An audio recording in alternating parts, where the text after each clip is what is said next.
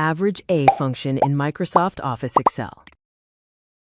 In this, the example I will show you with using the AverageA function. What are difference with average? Now remove these results. I need to use the average function first. Click on Cell and type equals. After, type average and open parentheses. And hold Select on subject cells. Next, close parentheses and enter. OK, this is result of using the average function. Now I go on to find result of the AverageA function. Type equals in AverageA after open parentheses. Hold Select on subject cells. Close parentheses and enter.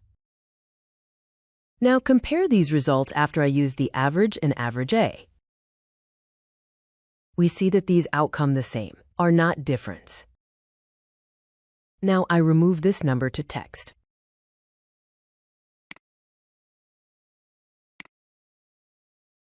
Check here for these cells. The result of AverageA is change. Why? OK, I will explain you with this result. For the average first, I press equals and click on subject score to plus other score.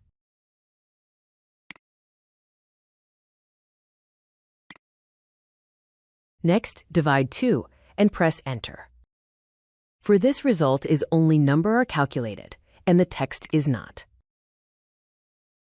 Now I test with the AverageA. I divide 3.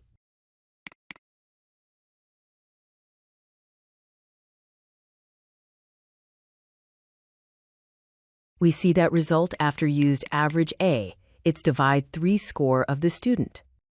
Because the AverageA function divide with the text. OK, with AverageA function is done.